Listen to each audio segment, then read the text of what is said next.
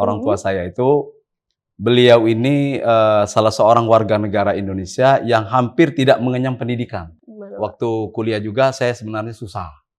Mungkin sering nangis, jangan-jangan tidak selesai tamat. Maka saya banyak melakukan aktivitas. Saya berusaha untuk memberanikan diri mengajar di SMA. Apa yang akan terjadi kepada kita itu kan sebenarnya kan rahasia Tuhan. Ya. Maka karena kita tidak tahu, kita harus berusaha. Walaupun kondisi kita sangat sulit.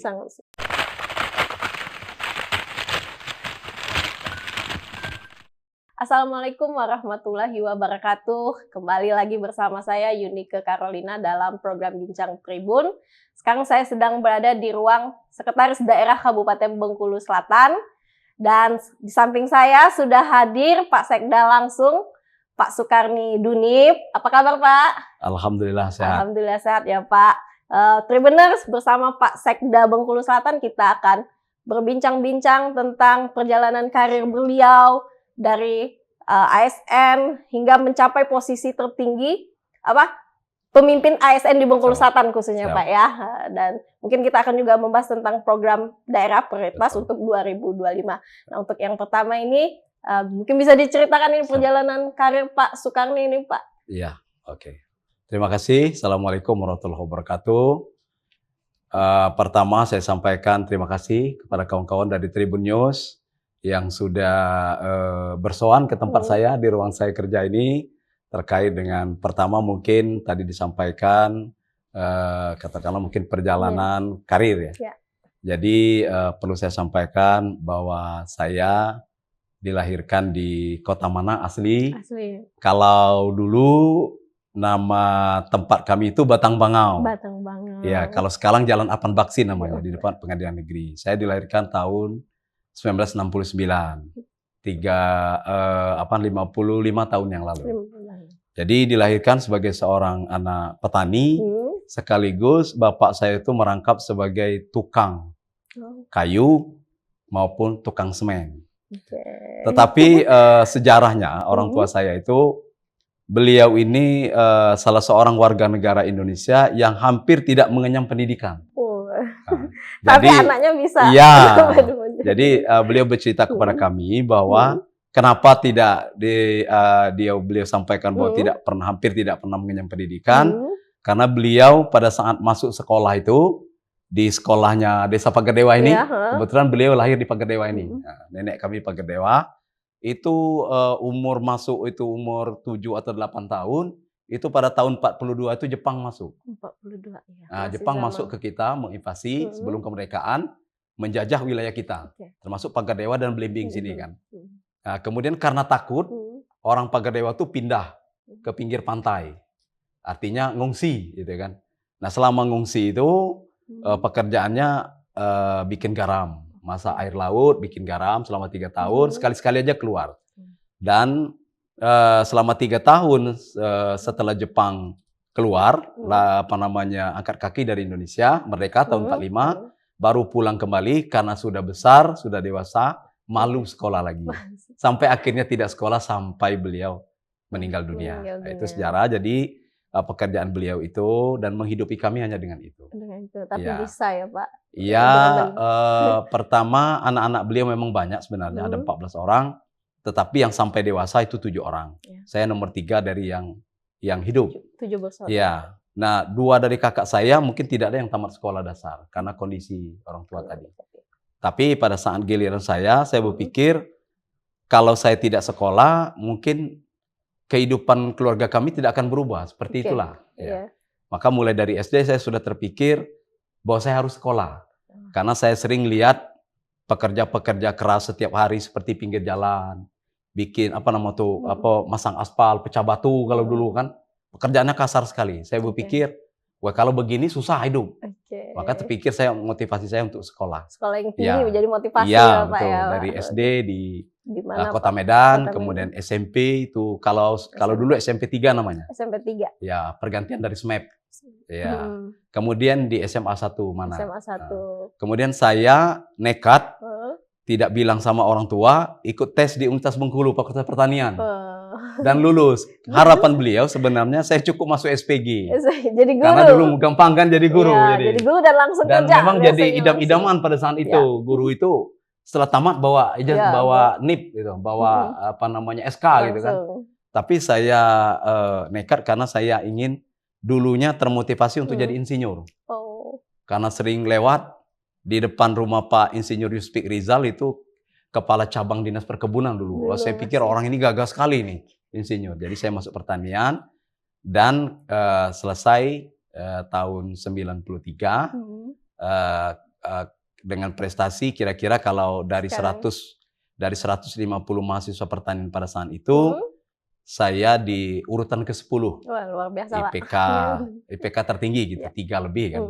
Dan saya ikut tes, kebetulan lancar, lulus tes CPNS. Di mana ini penempatan pertamanya, Pak? Langsung ke Bengkulu Selatan. Langsung Bengkulu di Dinas Pertanian. Dinas Pertanian ya, Pak. Sebagai apa waktu itu nih, Pak?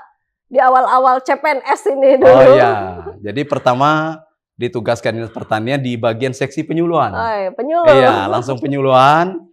Jadi pekerjaan saya di staf penyuluhan itu mengkoordinir seluruh kawan-kawan penyuluh di lapangan. Ya, kawan-kawan di lapangan itu dikoordinir sehingga saya sangat dekat dengan kawan-kawan PPL. Sampai saat ini. Sampai saat ini. Ya, oleh karena itu saya banyak di lapangan, saya banyak kenal masyarakat, saya banyak melakukan aktivitas pembinaan di kelompok tani gitu. Untuk ininya. Nah, mungkin saya flashback sedikit. Waktu kuliah juga saya sebenarnya susah. Mungkin sering nangis, jangan-jangan tidak selesai tamat. Maka saya banyak melakukan aktivitas.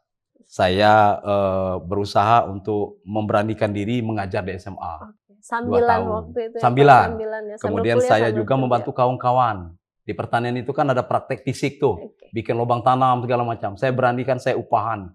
Termasuk tempat saya upahan itu Pak PJ Wali Kota Bengkulu sekarang, Pak Gun.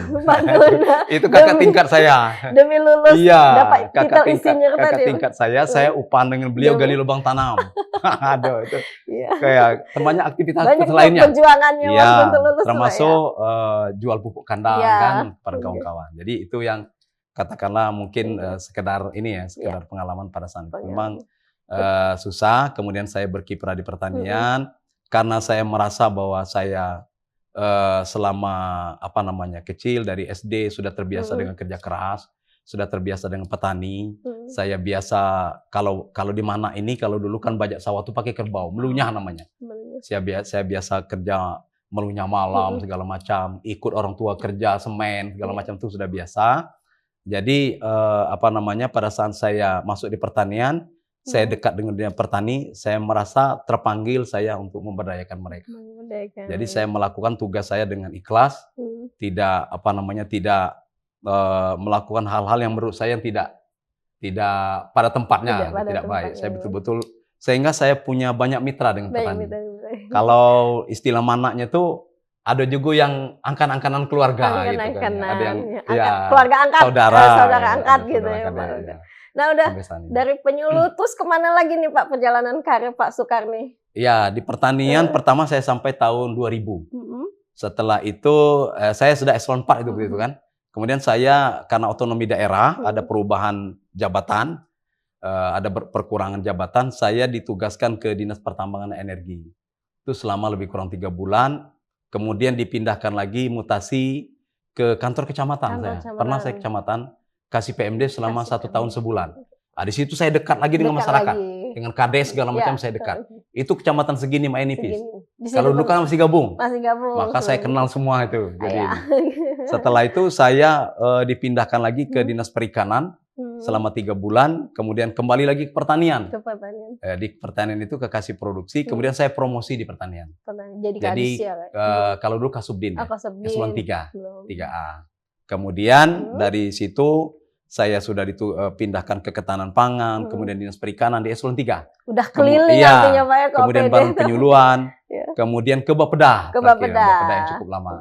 Dan Bapeda Ketahanan Pangan juga, Sekretaris Ketahanan Pangan. Dan sekarang menduduki posisi puncak ASN Pak ya di Bengkulu Selatan ya Pak. Pada saat saya diangkat ke eselon 2 itu posisi saya di Dinas Ketahanan Pangan yang pertama. Ketahanan pangan. Ya, baru Sekretaris Ketahanan Dinas Ketahanan Pangan. Kadis Ketahanan Kadis Pangan. Ketahanan Pangan. Ya, baru digeser ke Kadis Pertanian, kemudian ke Bapeda, ya kemudian promosi ke Asisten 2 dan Sekretaris Daerah sampai saat ini. Artinya Tribuners, walaupun ini juga motivasi nih cerita Bapak dari kecil itu bagaimana Bapak berasal dari keluarga yang ekonominya menengah ke bawah ya Pak. Nah, kalau memang kita punya tekad yang kuat, ya itu kita harus tunjukkan ya Pak. Enggak ada, kalau memang pendidikan itu penting gitu ya Pak. Mungkin bisa dimotivasi ini masyarakat Bengkulu Selatan ya Pak, dari pengalaman Bapak sendiri. Betul. Jadi sebenarnya apa yang akan terjadi kepada kita itu kan sebenarnya kan rahasia Tuhan. Iya. Maka karena kita tidak tahu, kita harus berusaha. Walaupun kondisi kita sangat sulit. Nah, karena apabila kita berusaha, maka pasti Tuhan akan kasih jalan. Ya. Maka biasanya orang-orang mungkin seperti kami dulu yang masa waktu itu, motivasinya sangat tinggi karena background-nya ingin merubah kehidupan. Mungkin bisa kita lihat saat ini mungkin yang nyata betul itu yang saat ini yang ada itu Pak Yandri Susanto itu luar biasa. Mungkin sekarang jadi menteri betul. Dengan harus melakukan ini, harus melakukan ini. Saya juga seperti beliau sempat dulu waktu kuliah pertama, saya tinggal di tempat orang, saya numpang selama 2 tahun. Ikut orang istilahnya.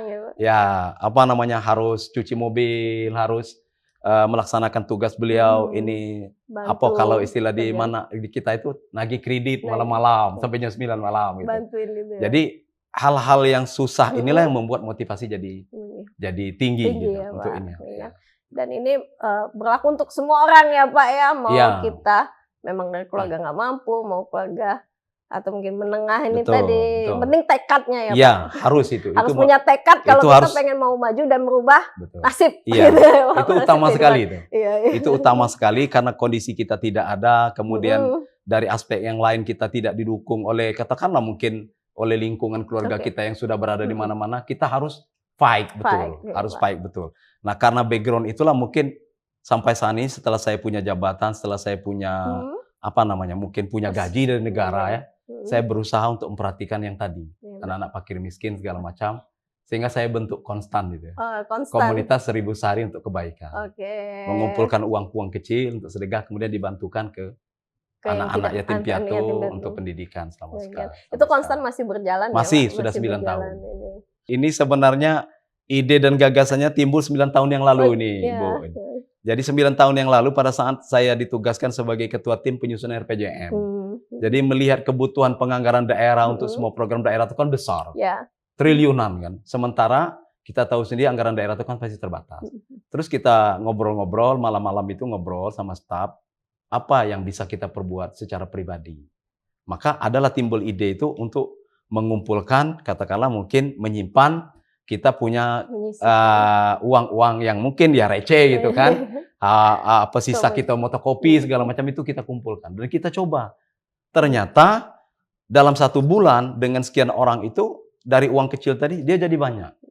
Pertama sekali itu kita dapat 1.400.000 1 bulan.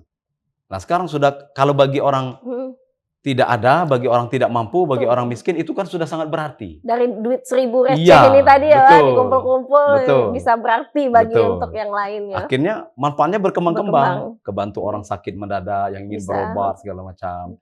Terus ada lagi anak-anak, tapi mayoritas itu mayoritas ke permasalahan pendidikan. Anak-anak yang orang tuanya tidak mampu menembus ijazah. Sampai akhirnya kami semacam memfasilitasi, membantu anak-anak fakir miskin yatim piatu yang sekolah itu kami jadikan anak asuh sampai sekarang. Ada anak asuh dari konstan itu ya Pak. Sudah ada yang kuliah sekarang. Wah, luar biasa. Ada yang kuliah di UNIM, ada yang kuliah di Unila. Luar biasa. Ini Pak, tadi kita udah berbicara tentang perjalanan karir Pak Sukarni, tekad motivasi Pak Sukarni untuk meraih titel insinyur hingga sekarang di posisi puncak pimpinan ASN Bengkulu Selatan. Nah, terkait tugas dari Pak Sekda ini sendiri, Pak. Nah, kita berbicara tentang program prioritas Pemkab Bengkulu Selatan ke depan. Bisa ini dijelaskan seperti apa program prioritas daerah kita, Pak? Ya, terima kasih. Ini saya rasakan sesuai dengan juga posisi jabatannya ya. Dari jabatan sekretaris daerah itu adalah jabatan tinggi di kabupaten, itu di lingkup aparatur sipil negara. Dan tentu sebenarnya tugasnya sangat luas. Sangat luas, sangat berat, sangat memeras psikologis. Walaupun walaupun bukan tenaga, pikiran dan psikologis. Walaupun bukan tenaga. Beda dulu dengan saya pertanian. Kalau saya pertanian tuh lebih memeras tenaga. Saya harus jalan kaki ke sawah, kemana-mana, mendatangi petani. Ya. Sekarang enggak, Waras. Walaupun tusi saya di belakang ini cuma 5 poin, tapi bebannya luar biasa. Saya harus mengetuai sekian banyak tim. Saya harus melakukan, mengkoordinasikan semua rencana pembangunan. Saya harus mengkoordinasikan terlaksananya semua tugas-tugas bupati yang dilimpahkan kepada seluruh OPD. Saya harus melakukan terlaksananya pelaksanaan administrasi daerah, administrasi negara, sekaligus melakukan pembinaan aparatur sipil negara. Dan yang terakhir tugas lain yang ditugaskan oleh bupati, macam-macam. Jadi ya itu tadi. Kalau dibilang bedanya dengan tugas yang kita masih dulu di lapangan, kita masih tugas ini. Kalau dulu kita fisik kita yang lita, kalau bahasa Indonesia itu yang letih ya. Tapi sekarang dengan posisi ini otak kita yang letih. Psikologis itu akan mempengaruhi fisik lah. Betul, otak kita yang letih sekarang. Kalau fisik yang lelah, udah pikiran belum tentu. Ya, cuman kalau pikiran, psikologis kita yang lelah, fisik pun lelah, Pak. Gitu. Nah, program prioritas Bengkulu Selatan sendiri apa nih, Pak? Oke. Ya, apalagi untuk 2025. Kita kembali ke 2024 ya sekarang. Akhir ini sekarang sedang Desember ya. Kita mengevaluasi capaian-capaian kinerja kita. Seperti kabupaten lainnya, bahwa tugas pemerintah ini adalah melaksanakan tugas-tugas yang dibebankan oleh pemerintah pusat. Tinggal di situ ada beda, ada sinergitas. Ada yang menjadi tugas daerah, ada yang menjadi tugas provinsi, ada yang tugas menjadi pusat. Sebenarnya tugas kita dibagi dalam 3 kelompok, pemerintah daerah dan pemerintah pusat maupun pemerintah kabupaten. Yang pertama, yang menjadi urusan wajib pemerintah, baik dari pusat maupun daerah. Pertama sekali yang menjadi urusan wajib pemerintah itu adalah urusan pendidikan. Yang kedua urusan kesehatan. Yang ketiga infrastruktur. Kemudian keamanan dan ketertiban. Nah, kemudian hal yang lain termasuk pelayanan publik. Ini yang paling diutamakan oleh pemerintah. Karena dia disebut dengan urusan wajib. Urusan wajib ada 2. Urusan wajib dasar dan urusan wajib non dasar. Yang paling dasar tadi yang saya sebutkan. Kalau yang non dasar itu seperti ketahanan pangan, itu non dasar. Nah, yang lain semuanya pilihan. Pertanian, pariwisata, perindustrian, perdagangan, semuanya adalah urusan pilihan. Maka setiap pemerintah harus melakukan itu. Nah, dengan urusan wajib ini tentu mayoritas sasaran kita, mayoritas yang kita lakukan adalah di urusan wajib. Urusan pendidikan kesehatan. Maka urusan wajib dasar ini diidentifikasikan dengan adanya standar pelayanan minimal atau SPM. SPM itu Dikbud memiliki SPM. Dinkes memiliki SPM, Satpol PP itu memiliki SPM, PUPR memiliki SPM, Perkim, termasuk penanganan bencana. Semua pelayanan publik yang paling pokok itu semua ada standar pelayanan minimal. Nah, di pendidikan kita mengupayakan bagaimana terfasilitasinya pendidikan wajib dasar 9 tahun, ya, bahkan sampai 12 tahun. Kalau beberapa awal kabinet dulu kita melakukan fasilitasi BOSDA. Biaya operasional pendidikan daerah untuk ini, dan kita memenuhi semua kebutuhan-kebutuhan pokok masyarakat dengan penyediaan paling pokok, kemudian juga infrastruktur pendidikan. Kemudian di kesehatan. Di kesehatan ini karena berkaitan dengan nyawa, berkaitan dengan kualitas sumber daya manusia, itu yang pertama paling pokok sekali.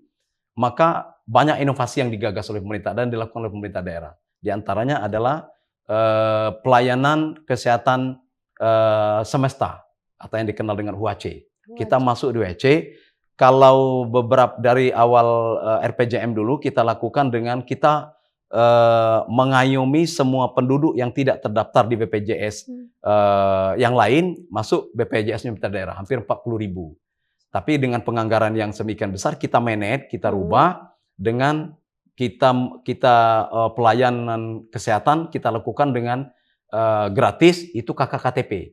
Walaupun mungkin kita tidak langsung menginvestkan uang daerah kita sebesar itu ke BPJS. Tapi semua warga negara Indonesia yang tidak tertampung dalam BPJS yang lain, yang punya KKKTP, dia wajib berobat gratis. Yang terutama miskin tadi, terutama di level pelayanan pertama, puskesmas. Itu kalau wajib. tidak mampu, baru nanti dirujuk ke rumah sakit, bahkan sampai ke Bengkulu. Nggak boleh ditolak ya, nggak Pak, boleh ya? ditolak. Nggak boleh Nanti ditolak.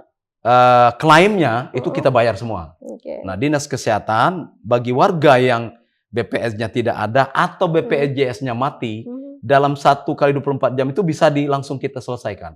Dengan hanya modal WA KK, WA KTP, ke Dinkes, ke kita kan punya WA TRC. Iya, tim reaksi cepat itu dari semua, nanti mungkin Pak Bupati atau siapa yang menemukan warga sedemikian, dikopikan aja WA, dikopikan aja KTP sama KK-nya, Dinas Kesehatan langsung proses untuk BPJS-nya. Dia langsung berobat gratis. Itu untuk kesehatan. Ya, termasuk yang lain-lain kita sangat fokus juga sesuai dengan program prioritas nasional penanganan stunting. Kita berupaya karena angka stunting kita juga cukup tinggi di Bengkulu Selatan. Kita berupaya bahkan untuk tahun 2005 itu kita pastikan kita tagging betul, bahkan kita kawal semua aktivitas sampai sub kegiatan OPD-OPD yang terkait baik spesifik maupun sensitif terhadap penanganan stunting, termasuk kemiskinan ekstrim. Karena ini merupakan program nasional. Kemudian dari aspek yang lain, urusan wajib yang lain adalah infrastruktur. Nah, kita harus menyeimbangkan kebutuhan infrastruktur interkoneksi, karena ini berhubungan pertumbuhan ekonomi, jalan-jalan sentra produksi, bahkan di perkotaan. Di perkotaan sekarang mungkin bisa lihat sekarang ya jalan-jalan di perkotaan ya, termasuk jalan sentra produksi dan akses baru. Ini menjadi mayor proyek kita di RPJM. Itu interkonektivitas baru diantaranya yang sudah selesai kita bangun itu melalui kerjasama dengan pusat, melalui Impres, instruksi Presiden yang dulu kita berkolaborasi dengan Pak Yandri, itu di Bunga Emas sampai tembus ke Durang. Untuk 2025 atau 2024 udah selesai ya, Pak? Kemudian yang sedang jalan juga, termasuk kita lanjutkan 2025, nanti interkoneksi kawasan produksi, itu kecamatan sentra produksi air nipis, itu tembus langsung ke Ulumana. Ke desa terakhir di Ulumana. Air Tenam. Sekarang sedang tahapan pengerjaan. Lebih singkat dong Pak kalau misalnya memang dari segini gitu ya. Sekitar belasan kilo saja. Dan itu memotong waktu mungkin lebih dari 1 jam kalau nggak salah. Jadi akses daerah produksi kita ini, ikan, kemudian semua produk yang ada di daerah sentra produksi kita untuk dibawa ke Sumsel, dia tidak perlu lagi mutar ke kota mana. Langsung ngekat daerah nipis, Sukamaju, langsung nanti keluarnya di air Tenam. Mungkin nanti akan lancar setelah sekian tahun yang akan datang. Karena kita baru tahap pembukaan sekarang. Kita kerjasama dengan kawan-kawan di TMD, di TNI untuk membuka jalur tersebut. Tapi ini perjuangan berat. Kenapa? Karena kita harus melakukan perizinan di Kementerian Kehutanan. Lewat kawasan. Iya, lewat kawasan, dan itu pun kita proses, akhirnya kita mendapatkan izin, walaupun mungkin ada revisi sedikit-sedikit terkait dengan alurnya. Begitu juga dengan dengan di pelayanan publik. Pelayanan publik yang menyumbang hak menjadi masyarakat. Sekarang kita sudah mengembangkan pelayanan publik kita melalui MPP. Mall Pelayanan Publik. Iya, ini yang baru di launching kalau nggak salah. Baru di launching. Sekarang jalannya ya karena masyarakat belum terlalu familiar ya mungkin ya. Kemudian kita di publik kita push semua. Titik-titik pelayanan publik kita push semua. Sehingga untuk tahun 2024 ya capaian kita untuk kepatuhan kita terhadap pelayanan publik oleh Ombudsman tahun 2004 itu hasilnya sangat memuaskan. Kita berada hanya di bawah KAUR. KAUR itu terbaik dengan nilai 96, kita 95. Dan kita nomor 2 terbaik di Provinsi Bengkulu. Luar biasa. Dengan capaian opininya tuh kira-kira tertinggi. Iya, untuk penilaian Ombudsman. Begitu juga Mendagri, saya kira nanti walaupun nilainya belum rilis, mudah-mudahan kita terbaik. Bukan penilaiannya yang kita inginkan, tapi efek dari yang kita lakukan itu memang mempermudah masyarakat untuk dilayani. Kalau penilaian ini kan hasil mereka melihat realisasi yang dilayani. Gitu. Walaupun tentu di sana-sini memuaskan masyarakat kan tidaklah mudah. Tapi kita tidak boleh berhenti di situ, karena memang sudah kewajiban kita. Kami digaji oleh negara, diberi fasilitas oleh negara, difasilitasi lain-lain macam-macam oleh negara untuk memberikan pelayanan kepada masyarakat. Target 2025-nya ini nanti seperti apa Pak? Baik untuk pelayanan infrastruktur dasar, kesehatan, pendidikan. Apakah akan ada peningkatan dibanding tahun ini 2024? Ya, baik. Terima kasih. Untuk tahun 2025 sebenarnya kita masih menjalankan agenda RPJM lama. Karena ya. sebenarnya RPJM kita itu kan berakhirnya kan di awal 2026, artinya 2025 itu. Artinya tidak ada pembeda yang spesifik dengan program prioritas ini, kita hanya meneruskan dan menyempurnakan program-program yang ada.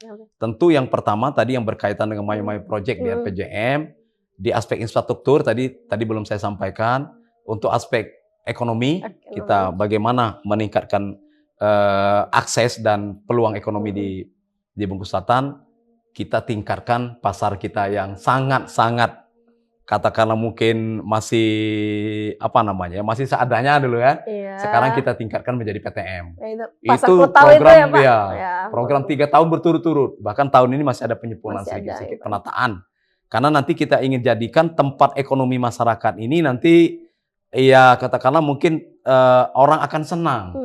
Nanti pengelolaan sampahnya seperti apa, penataan ini seperti apa. Sekarang kita sambil jalan untuk di situ. Kemudian juga tadi, artinya semua aspek pelayanan pabrik kita lakukan. Di aspek ekonomi, di aspek pelayanan pendidikan, aspek pelayanan kesehatan, aspek pelayanan administrasi, baik kependudukan segala macam kita lakukan, kita benahi. Nanti juga yang terkait dengan administrasi pelayanan administratif, baik perizinan segala macam, nanti mall akan kita lengkapi fasilitasnya ke depan. Di mana nih Pak alamat mall pelayanan Di publik? Di DPMPTSP. Jadi kita satukan. Oh, di depan ini ya Pak. Depan karena Pak. Karena pilihannya di sana itu posisinya strategis. Ya, kemarin Pak Bupati pernah tawarkan di Pasar Bawah membarkan fasilitas kita hotel. Tapi ternyata menurut Kemendagri tidak strategis. Karena yang namanya mall itu kan orang mudah jangkau, orang senang mampir kan gitu. Kayak mall tempat jualan lah gitu. Tinggal jalan sekarang gitu, tinggal lewat. Mall kita tuh mall jualan jasa pelayanan gitu. Begitu juga dengan di ini yang lain, sektor-sektor yang lain, saya kira mungkin arahnya tetap sama. Kita masih fokus pada pencapaian visi misi pada RPJM yang lama. Dan tahun ini pun kita akan menyusun RPJM yang baru. Dengan visi misi Bupati terpilih nanti akan kita kompilasi, akan menjadi program-program prioritas nanti di RPJM berikutnya. 5 tahun ke depannya Pak ya. Baik, closing statement nih Pak, himbauan untuk masyarakat Bengkulu Selatan nih Pak, mungkin bisa terkait pelayanan atau mungkin aspirasi. Betul. Silakan Pak. Baik, terima kasih. Di bagian akhir ini saya menyampaikan kepada seluruh masyarakat Bengkulu Selatan, terutama seperti yang saya sampaikan di awal tadi, bahwa kita harus memberikan motivasi tinggi kepada masyarakat kita untuk bisa mengembangkan diri menjadi SDM yang baik. Karena kita tidak tahu orang yang sukses, orang yang bakal punya peran penting di negara ini akan lahir dari mana. Akan lahir dari keluarga siapa. Akan lahir di desa mana, kita tidak tahu. Karena tidak tahu, kita harus berusaha. Jadi saya harapkan kepada anak-anak kita, orang tua kita, jangan pernah mematahkan motivasi anak-anak. Harus terus kita lakukan motivasi. Dan tidak boleh kita melakukan aktivitas-aktivitas seperti yang dilarang sekarang dengan regulasi. Ada bullying, ada merendahkan anak-anak di sekolah, itu betul-betul tidak boleh. Bagi anak-anak yang mentalnya tinggi mungkin tidak masalah. Karena bagi dia semacam tantangan, semacam pembuktian yang akan buktikan akan datang. Tapi bagi yang psikologisnya tidak kuat, itu efeknya akan sangat tidak baik. Kemudian dari aspek yang lain kita berharap kepada masyarakat, mohon dukungannya juga, kita sama-sama sesuai dengan peran masing-masing untuk kita bisa memberikan pelayanan yang baik kepada masyarakat karena tugas kita. Kami berusaha untuk katakanlah menyediakan baik infrastruktur maupun yang lain-lain konteks pelayanan yang baik. Sekaligus juga kami berharap kepada masyarakat untuk bisa memberikan informasi kepada kami dalam semua hal. Baik itu keluhan pelayanan, keluhan infrastruktur dan sebagainya. Karena kami punya mekanisme itu informasi yang masuk ke masyarakat diolah di TRC, tim reaksi cepat, dan kami langsung perintahkan kepada OPD untuk menangani, minimal mengidentifikasi permasalahan yang ada di lapangan dan sekaligus mencari solusi pemecahannya. Baik Tribuners, itu tadi bincang kita bersama Pak Sekda Bengkulu Selatan, Pak Sukarni Dunip, mulai dari awal perjalanan karirnya hingga ke posisi puncaknya sebagai pimpinan ASN di Kabupaten Bengkulu Selatan saat ini. Juga kita sudah membahas sejumlah program-program prioritas yang ada di Kabupaten Bengkulu Selatan. Semoga bincang bersama Pak Sekda hari ini bermanfaat. Saya Yunike Carolina selaku host pamit undur diri. Wassalamualaikum warahmatullahi wabarakatuh. Waalaikumsalam warahmatullahi wabarakatuh. Terima kasih. Ya.